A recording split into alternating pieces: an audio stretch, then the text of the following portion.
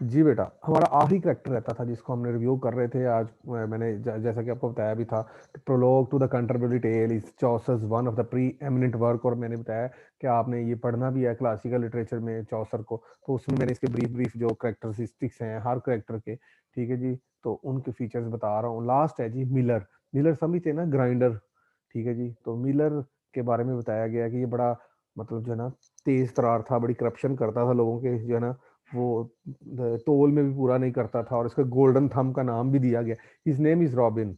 इसका अपना जो नाम है वो रॉबिन है, क्योंकि मिलर तो उसका प्रोफेशन है, ठीक है जी। तो इससे पहले जो अगर मैं आपको थोड़ा सा रिव्यू कर दूं कि हमारे पिछले लेक्चर में, ठीक है, 3 सेगमेंट ऑफ सोसाइटी को लिया गया था। अपर क्लास थी, मिडिल क्लास थी, और लोअर मिडिल क्लास थी। अब मिडिल क्लास में वो लोग आ जाते हैं जो क्लर्जी मैन है, ठीक है जी, चर्च से रिलेटेड। तो चूंकि मेडिवल एजेस के अंदर आपको पता है चर्च का बहुत इन्फ्लुएंस था, और लेकिन चर्च के अंदर करप्शन आ रही थी। इसका हमारे जो नेक्स्ट लेक्चर के अंदर बहुत तल्लक है, रिनाइसेंस एंड रिफॉर्मेशन। रिफॉर्मेशन किसकी होनी है? अब सोसाइटी में थोड़ी सी लिबरलिज्म आ गई, उन्होंने चर्च के ऊपर क्वेश्चन शुरू कर दिए, और फिर इसी चीज को मतलब जो है ना, तो ये देखें कितनी खूबसूरत तरीके से चौसर पोर्ट्रेट कर रहा है कि भाई हमारे यहाँ करप्शन बहुत ज्यादा थी। मतलब जो हमारे पार्टनर है, समनर है, ये दो लोग जो है इनका काम कुछ और है, और ये ड्यूटीज इनकी कुछ और है, और ये काम कुछ और कर रहे हैं, ठीक है। लड़कियों को इम्प्रेस करने वाले काम, और इनके अंदर दुनियादारी, और इनके अंदर जो करप्शन है, उनको बड़ा हाईलाइट किया गया, ठीक होगा जी। तो उसके अलावा अपर क्लास में वो आ जाते थे, वारियर नाइट है, उसका बेटा है, उसके अंदर मॉडर्निटी बहुत ज्यादा आ रही है, अब वो भी लड़कियों को इम्प्रेस करने के लिए जहाद कर रहा है।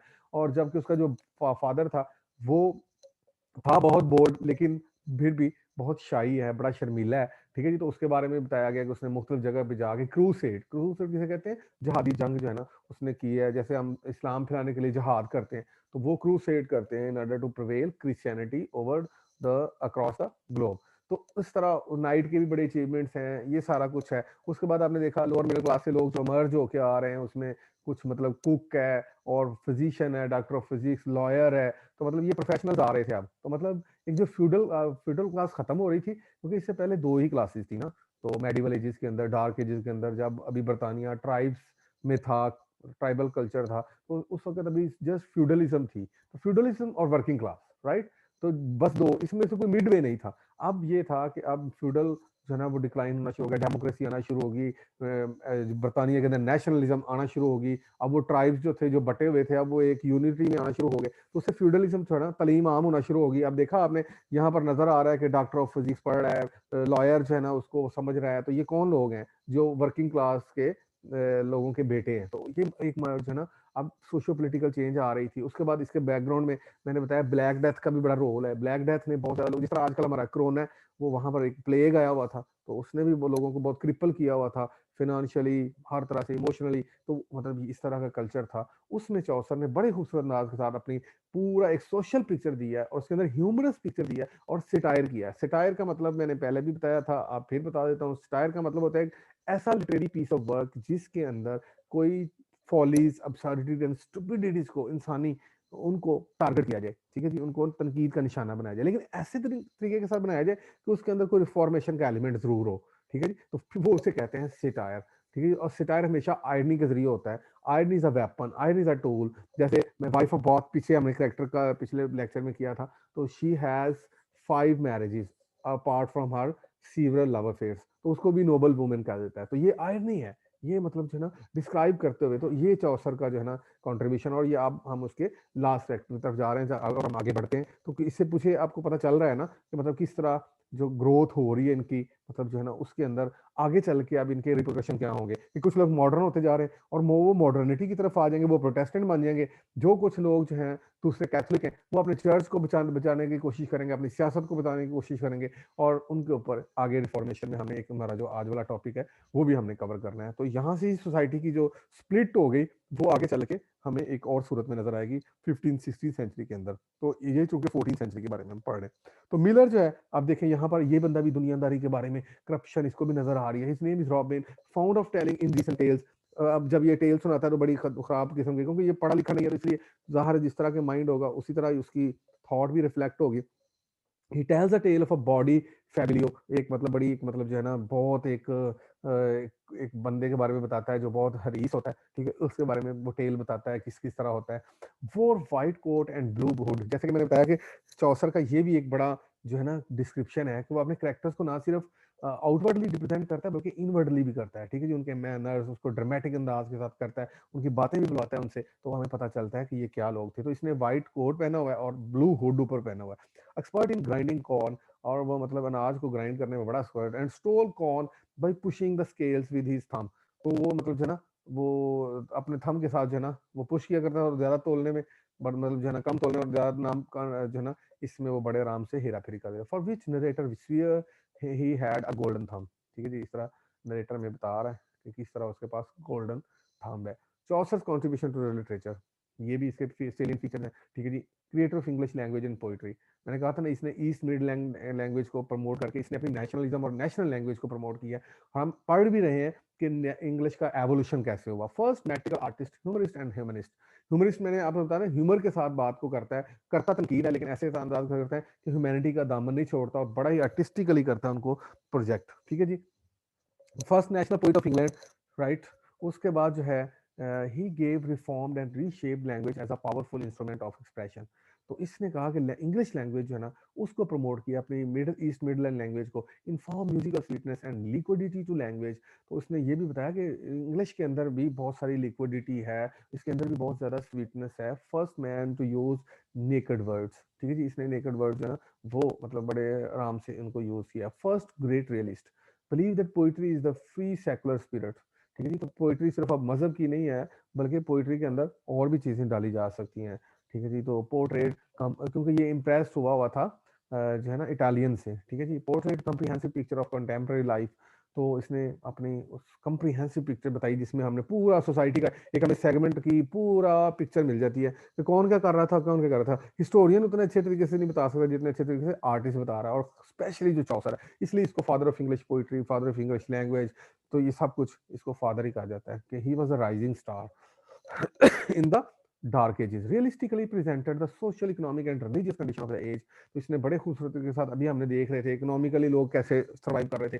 दो नंबर लोग कैसे कर रहे थे, सोसाइटी की में किस तरह बटी हुई थी, और रिलीजियस लोगों की क्या स्टेटस थे, उनके क्या मैनरिज्म थे, उनके क्या बिहेवियर थे, तो हमें सारा बताया गया।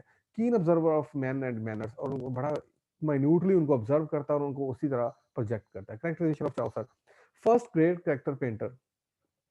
करेक्टर को मैंने बताया ना जैसे उसका उसके लिबास से, उसके मैनर से, उसके ड्रामेटिक अंदाज के साथ हर तरह से प्रोजेक्ट करना इसका एक जो है ना हॉलमार्क है, इसका सेलिएंट फीचर है इसके करेक्टराइजेशन का।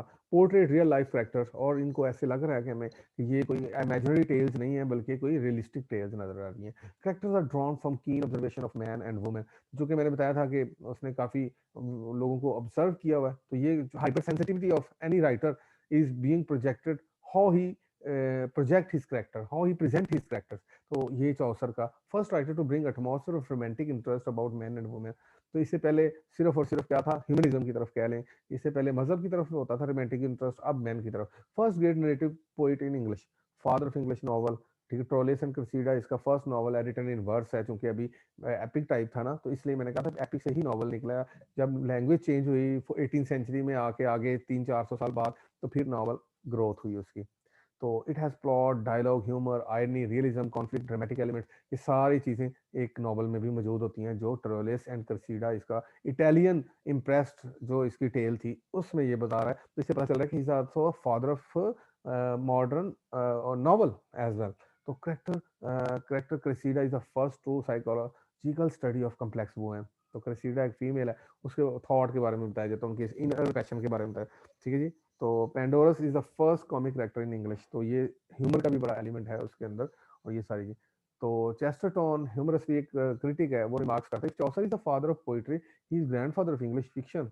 तो कहते हैं अगर हम ये कहते हैं कि the father of English poetry, language की वजह से और उसके पोइटिक जो है ना कंपोजिशन की वजह से, तो वो कहता है कि मेरे ख्याल से तो वो इंग्लिश फिक्शन का दादाजी है, क्योंकि अभी हमसे ट्रांसलेशन का सीधा से हमने एग्जांपल लिया, तो उसने तो वो सारी चीजें जो इंग्रेडिएंट्स है नॉवेल्स के सारे तो उस वक्त पोर्ट्रेट कर रहा था। तो Albert Carl Chaucer the earliest of great moderns, तो वो कहता है ये तो मॉडर्न भी है, ठीक है। जो जाके 20 सेंचुरी में जो चीज़ें चेंज की गई इसने तो 14 सेंचुरी में ही कर दी थी, ठीक है जी। तो उसके बाद मैं आपको कंक्लूड करूंगा, थैंक यू कहूंगा, और उसके बाद हम जो है ना नेक्स्ट हम अपने टॉपिक की तरफ चलते हैं, जो कि हमारे पास लेक्चर जो लिमिटेड है और हमने इनको कवर अप करना है। तो इटालियन रिनाइसेंस है, what is renaissance, the period of rebirth following Europe middle edges.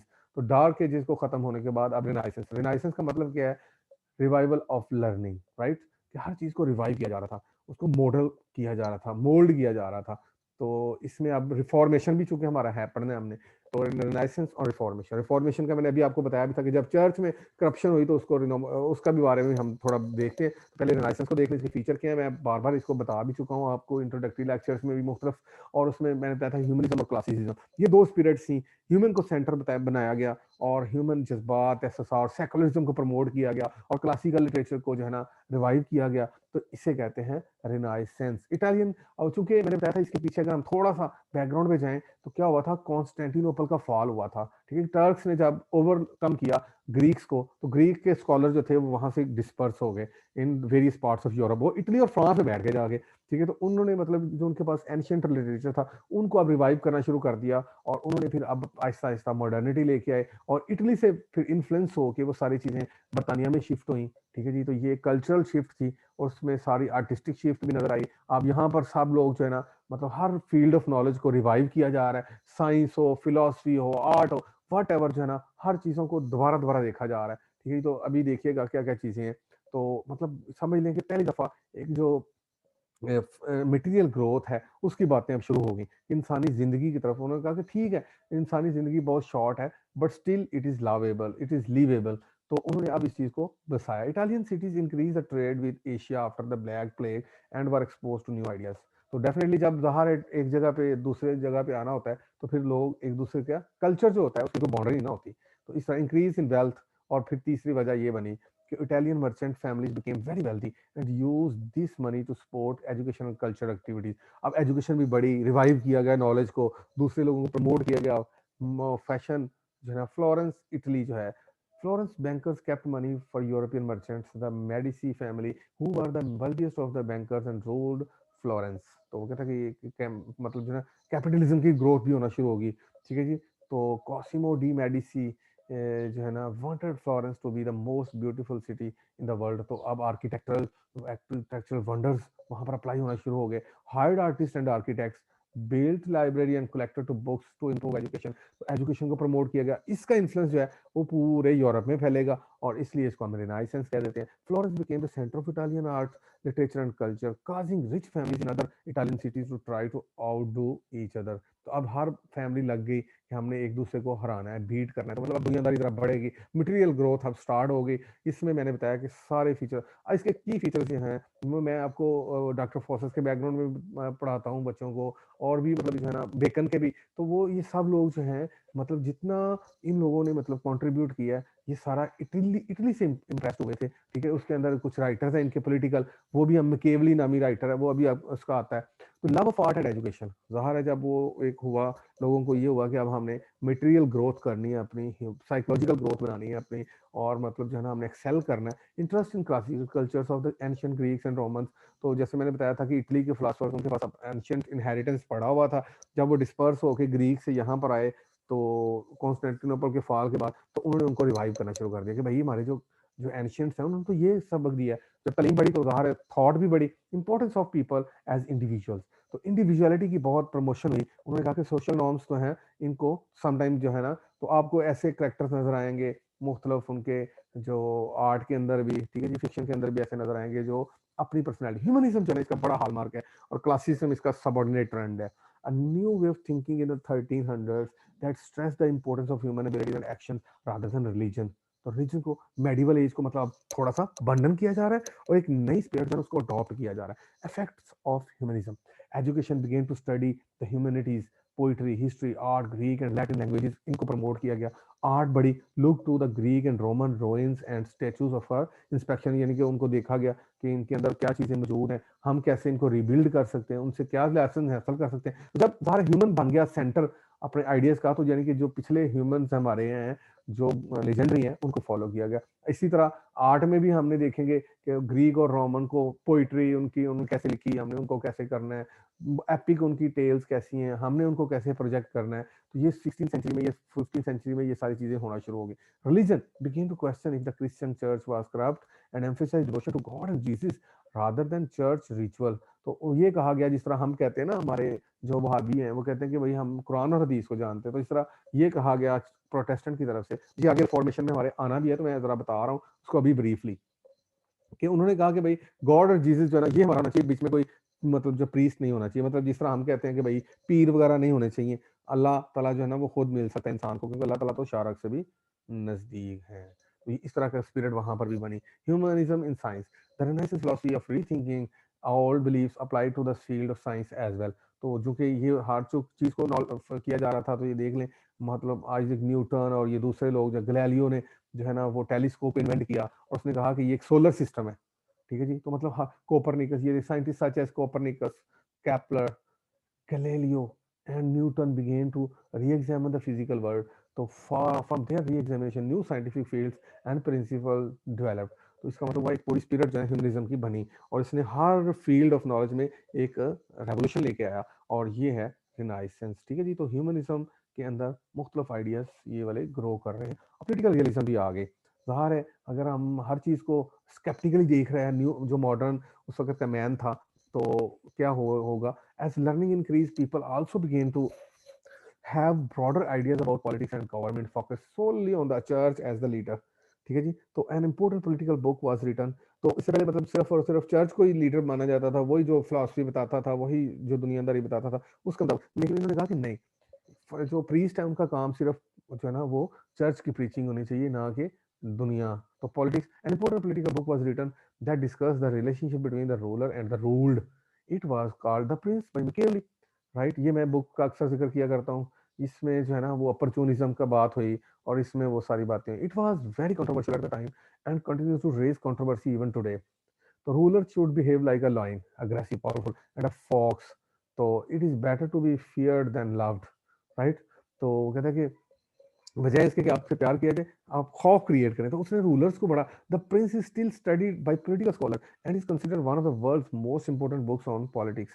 तो जिसने भी पॉलिटिशियन बनना हो, वो मैकियावेली की बुक जो है वो पढ़ेगा, तो इससे इन्फ्लुएंस हो के आपको ड्रामास, वो एपिक्स, सब में हमें जो है ना वो इस तरह के करेक्टर नजर आएंगे, जो कहेंगे भाई अपना फायदा हासिल करो, दूसरे का ना देखो कि उसका क्या नुकसान हो रहा है, अपना फायदा देखो। कॉन्ट्रीब्यूशन क्या है जी? Art, studied anatomy, anatomy, the structure of the human body and true humans realistically, ठीक है जी। आर्ट में आप जो है ना इस चीज़ों को मतलब देखना शुरू कर दें। Use new techniques call perspective which using light and shading to show depth and distance on flat surfaces. तो इस तरह आर्ट को हर तरफ से मतलब जो है ना रिवाइव किया गया, और उसको एक मुख्तलिफ एंगल से। Education, studies math and science to improve architecture and learn the earth revolves around the sun. तो ये एक मतलब आर्किटेक्चर को समझते समझते एक ऐसी चीज साइंस ने और इन चीजों ने जब इम्प्रूव किया, तो कॉपरनिकस ने ये चीज इजाद की जब टेलीस्कोप, तो फिर देखा गया, ठीक है जी, कि किस तरह जो है ये लाइफ जो है ना जमीन के गिर्द सब कुछ नहीं घूम रहा, बल्कि जमीन खुद एक जो है ना वो सियारा है जो सूरज के गिर्द घूम रहा है। और ये सोलर सिस्टम लिटरेचर में road in language of own country so everyone could read it. अब ये चीज़ों को ट्रांसलेट कर करने के साथ साथ अपनी लैंग्वेज को भी प्रमोट किया। जैसे शेक्सपियर, वो आपने अभी मैं चौसर का पढ़ा रहा था पिछली एज में, तो उसने अगर इटली में गया है तो वो उसने ट्रॉलिस एंड कर्सीडा लिखा है, फ्रांस गया है तो वो मैंने ट्रांसलेट करके पहले इंग्लिश में लिखा, फिर अपनी prologue to the contributory tales अपनी लैंग्वेज में लिखी। तो ये भी एक कंट्रीब्यूशन है रेनाइसेंस का। ग्रेट आर्टिस्ट कौन है? Michael Angelo, right. Design buildings, road poetry, curve sculptures and painted magnificent pictures. तो ये आर्ट का बहुत ज्यादा जो है ना वो अब हो गई, और ये चर्च के इन्फ्लुएंस से बाहर निकले। तो मोस्ट फेमस वर्क भी इसके लिखे हुए हैं, ठीक है जी। उसके बाद Leonardo D Vinci, expert painter, sculpture, architect, inventor, engineer, town planner, and map maker. As most famous works are the Mona Lisa and the Laser Supper, is considered to be the classical example of Renaissance man। ठीक है जी। तो art, ये मैकेलेंजेलो की art जो ना उसकी landscape को जैसे करता है स्कल्पचर के अंदर, ठीक है जी। संतराशी, माइकलेंजेलो को तो इसको the face of God, the press of profit, इनको मतलब उसने बड़े खूबसूरत तरीके से प्रोजेक्ट किया अपनी आर्ट के जरिए, अपनी विजन के जरिए उसको स्कल्पचर किया, ठीक है जी। आगे चलते हैं हम, तो ये उसका मास्टरपीस है, ठीक है जी, जिसका आप मेंशन हो चुका है। तो इस तरीके के साथ इन लोगों ने अपने इन्फ्लुएंस जो है other part of the Europe में पहुंचाए। Spread of the renaissance, paper making spread from China to Europe. अब पेपर मेकिंग, इससे पहले प्रिंटिंग प्रेस वगैरह नहीं होता था, पेपर नहीं बनता था, तो ये सारी चीजें पहले, how do you think paper got to Europe, किस तरह गया, ये भी एक क्वेश्चन है, इसको आप रिसर्च कर सकते हैं। तो John Gutenberg developed a printing press that use movable type, ठीक है जी। अब प्रिंटिंग प्रेस आ गया, बुक्स छपी, पहले तो बाइबल को छापा गया, और फिर आहिस्ता आहिस्ता दूसरी बुक्स को भी छपना शुरू हो गए, और इस तरह थॉट जो है एक दूसरे के साथ प्रिंटिंग प्रेस में चली गई, और हमारी कम्युनिकेशन जो है वो बढ़ना शुरू हो गई। बुक्स became more available, ज़ाहिर प्रिंटिंग के साथ साथ क्या हुआ, and people learn to read, became educated and wanted to learn more. ये समझ लें कि जो हमारी आज की बुनियाद है ये उस वक्त रेनाइसेंस में डालेगी। The first books printed by the printing press. बस इतना ज़हन में रखें कि अब यहाँ पर अब मजहब का इतना ज़्यादा इन्फ्लुएंस नहीं है, सेकुलरिज्म को प्रमोट किया गया। तो सेकुलरिज्म को प्रमोट किया गया तो फिर आर्ट भी डेवलप हुई है, फिलोसफी भी रिवाइव हुई है, साइंस को भी देखा गया, और उनके अंदर से बहुत सारे जो ऑर्थोडॉक्स व्यूज थे उनको चैलेंज किया गया। ये ह्यूमनिज्म है, और यही क्लासिज्म है। ज़ाहिर है हम जब क्लासिज्म में क्या करते हैं, हम अपने जो एंशिएंट मॉडल्स हैं उनको स्टडी करते हैं, उनके अंदर से फिर चीजें देखते हैं। तो ह्यूमन थॉट, ह्यूमनिज्म जब उसको बनाया जाएगा सेंटर में, तो फिर ये रेनाइसेंस का, तो आज तक वो करते करते करते हमने मटेरियल इतनी प्रोग्रेस कर ली है कि अब हमने जहाज भी बना लिए हैं, हमने और भी मतलब टेक्नोलॉजिकल भी इतना एडवांस हो गए कि ये नेट की सहूलत देख लें, और ये सारा कुछ क्या हुआ है, तब हुआ है कि ये उस वक्त बुनियाद इनकी 16वीं सदी में हो चुकी थी। But later on were printer, तो मतलब पहले तो क्रिश्चियनिटी के ऊपर बुकें लिखी गई, फिर दूसरी बुक्स भी लिखी गई, हिस्ट्री की, और दूसरी तीसरी आर्ट की, म्यूजिक की, और दूसरी वगैरह वगैरह। तो फिर क्या हुआ, एक जो है ना ये कल्चर हमारे तक जो अब तक पहुंच रहा है। फिर Europe came to study in Italy's universities and took ideas home with them. तो इस तरह यूरोप में ये चीज हो गई। अब हमारा जो दूसरा है रिफॉर्मेशन, साथ हमारे इंस्टीट्यूशन में रिफॉर्मेशन के काजेस क्या है, people thought the Catholic church had become corrupt. अब चूंकि लोग थोड़े से मतलब हो गए थे, क्वेश्चन रेज करना शुरू कर सकते थे इजीली, और थोड़ा सा एडवांस हो गए थिंकिंग के अंदर, तो they felt the church was too rich. अब उसने कहा कि चर्च जो है ना वो अब ज्यादा ही कुछ अपना कर रहा है। The priest were not religious, और इनके अंदर करप्शन नजर आ रही है, ये अपने ड्यूटीज को और डिजायर को बैलेंस नहीं कर रहे। द चर्च सेल ऑफ इंडल्जेंसीज, यहाँ document signed by the pope excusing people from penalties for their since was immoral. तो कहते हैं उन्होंने कहा ये चीजें जो है ना इमोरल है, तो उनके ऊपर क्वेश्चन रेज होना शुरू हो गए। तो इसलिए रिफॉर्मेशन की एक ना मूवमेंट उठी कि हमें चर्च के अंदर रिफॉर्म्स चाहिए। Humanist ideas also have to bring about reformation in the church.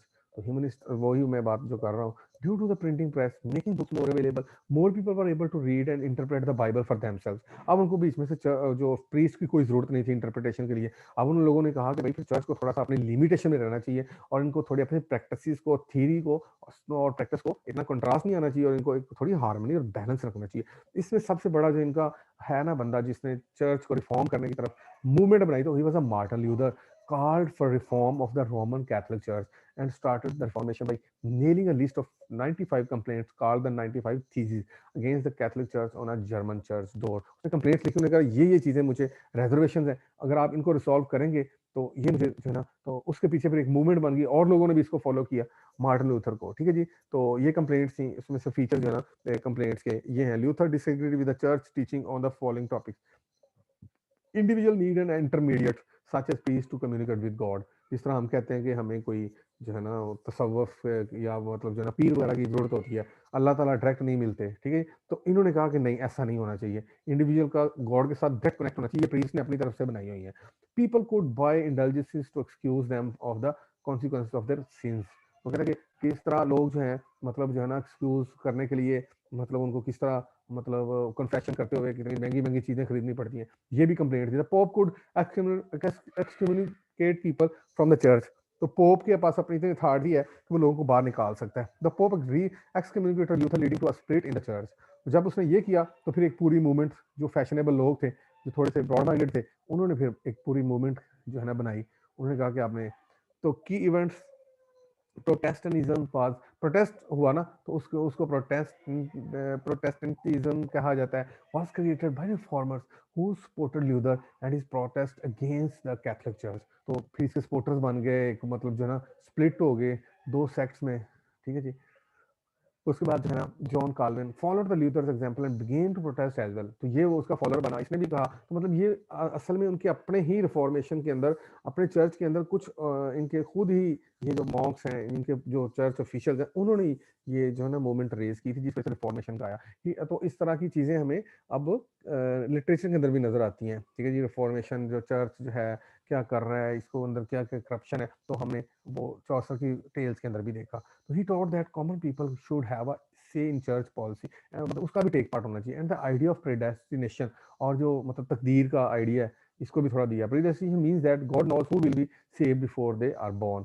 तो मतलब इसको आइडिया को भी चैलेंज किया गया कि अल्लाह ताला सब जानता है, ठीक है जी। तो उन्होंने कहा कि हाँ अल्लाह जानता है। की events continue as a result of the teaching of John Calvin several denominations were formed. They मतलब मुख्तलिफ जो है ना उनके सेक्ट्स बन गए। They include Puritanism, Huguenots and Presbyterians. Each of these groups, एक मिनट ये एक नोटिस जी बेटा, each of these groups rejected the teaching of Catholic church. तो हर मतलब जो है ना उनके अंदर सब जो है ना वो मूवमेंट्स भी बन गई। उन्होंने सब ने यही कहा कि इनके अंदर रिफॉर्म की जरूरत है। While Luther originally meant to push the Catholic church to make changes, it was Calvin who pushed people to reject Catholicism altogether and became Protestants। तो काल्विन ने अपनी उस तहरीक को फर्दर आगे बढ़ाया जो ल्यूथर ने स्टार्ट की थी। तो काउंटर रिफॉर्मेशन आपका जी हेलो अच्छा, तो काउंटर रिफॉर्मेशन आई। अब चर्च ने कहा कि भाई ये तो हमारे खिलाफ जो है ना लोग बनना शुरू हो गए हैं, ये एक पूरी मूवमेंट बन गई, अब हमारे हमें कौन मानेगा। तो उन्होंने फिर काउंटर रिफॉर्मेशन का भी एक बुनियाद रखी। तो उन्होंने कहा कि मतलब ये लोग जो हैं ज़्यादा ही कुछ मजहब को इजी ले रहे हैं। Catholic church try to prevent the spread of Protestantism by reforming the church from within. तो उन्होंने कहा कि मतलब हमें जो है ना इसको रिफॉर्म करना चाहिए विद इन, बजाय इसके कि ये लोग जो है ना बाहर बैठे हैं, ना कोई नमाज पढ़ते हैं, ना कुछ और करते हैं, मतलब उनका अपनी इतनी मतलब रिलीजियस ऑब्जर्वेंस भी इनकी प्रॉपर नहीं है। तो ये उन्होंने फिर एंटी या काउंटर रिफॉर्मेशन मूवमेंट को भी स्टार्ट कर दिया कैथोलिक चर्च ने। तो ये भी हमारे इस एज में आता है, तो इसके बारे में हमें थोड़ा पता होना चाहिए। Church leaders met at the council of Trent to reform Catholic teachings and rules. They rejected Protestant ideas. ठीक है जी। तो इफेक्ट्स ऑफ रिफॉर्मेशन क्या है, इसका रिजल्ट क्या है। Division in Europe between Protestants and Catholics. Northern Europe became mostly Protestant while southern Europe remained Catholic. तो ये रिनाइसेंस का ही असर रिफॉर्मेशन पे बना है। और मैंने बताया कि रिनाइसेंस भी मूवमेंट जो है ना अगेंस्ट चर्च है, उसमें भी सेकुलरिज्म को प्रमोट किया गया। और यहाँ पर तो एक प्रैक्टिकली रिफॉर्मेशन के अंदर आ गया कि जो स्प्लिट हो गई इनके दरमियान, तो दो सेक्ट्स जो है बन गए और वो उन्होंने इन्फ्लुएंस अपना अपना मुख्तलिफ पार्ट्स ऑफ द यूरोप में दिखाया है। ठीक हो गया जी। उसके बाद जो है ना और further political changes, a new interest in self government developed.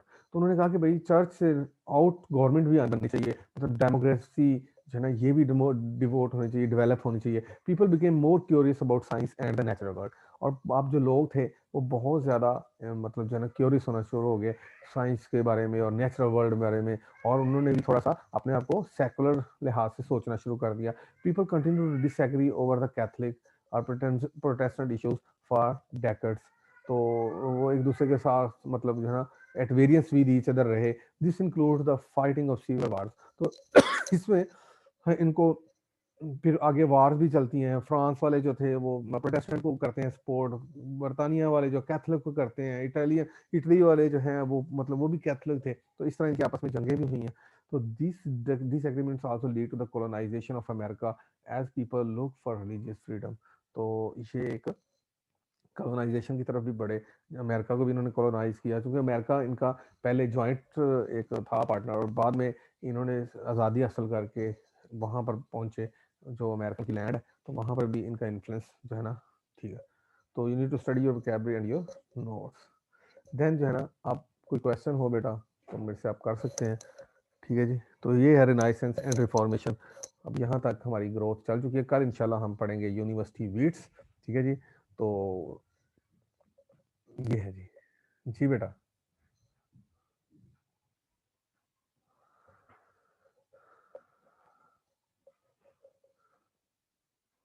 और उसके अलावा बेटा ये आप लोग जो है ना प्लीज़ स्क्रीनशॉट ले लीजिएगा ताकि मैं अटेंडेंस लगा लूँ। तो अगर क्वेश्चन कोई है तो आप कर सकते हैं, नहीं है तो मैं आई एम साइनिंग ऑफ। बता रहे बेटा क्वेश्चन है कोई।